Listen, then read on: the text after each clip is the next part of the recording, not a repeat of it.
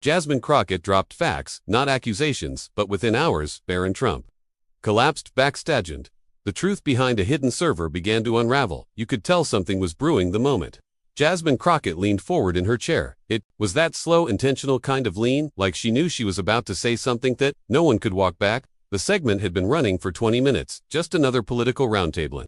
A Friday night topic, youth in politics, the usual low turnout, social media, bubbles, Gen Z, disillusionment. Jasmine had been quiet for most of it, let the others talk. A former senator from Missouri's rambling about how kids these days just don't respect the system. A network analyst kept circling back. 2 TikToks in, someone cracked a lazy joke about Barron Trump maybe running for office one day, and the audience laughed politely. Thoughts. When she moved, I don't think it's funny, Jasmine said, still calm, especially not when there are conversations happening. Online, dangerous conversations, and someone using Barron Trump's device might have been part of them. Silence. Live silence on air. Could almost hear the control room panic. The host stammered.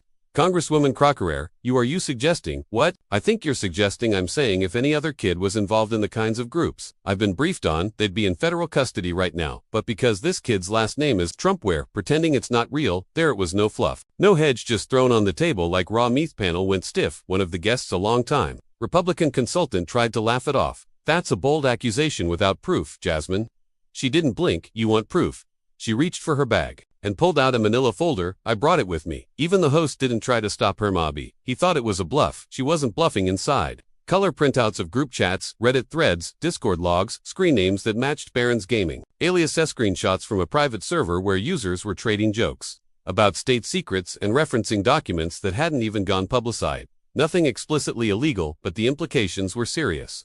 Especially some of the accounts were tied to IP addresses pinging from Mar-a-Lago's residential wing. That's when the air changed, the laughter stopped, the camera didn't cut away. No producers were screaming rap in anyone's earth. Republican strategist tried again. Anyone can Photoshop screenshots. Jasmine smiled, but it wasn't friendly. Hitch is why I had them cross-referenced by 2 different cybersecurity firms, including one your own party used during the 2020 recount. Miss that landed hard. No one spoke for a moment. The host muttered something about needing to move on, but Jasmine cut in before he could steer. I'm not saying Barron Trump broke a law, added. I'm saying if he weren't a Trump, we'd be having a very different conversation. And just like that, the room fell into a strange, nervous quiet, not because anyone agreed or disagreed yet, but because they knew something real had just slipped through the cracks of their tidy little Penelope. The time they cut to commercial, Twitter was already exploding. A 15-second clip of Jasmine's different conversation line had been clipped and captioned by someone in the audience.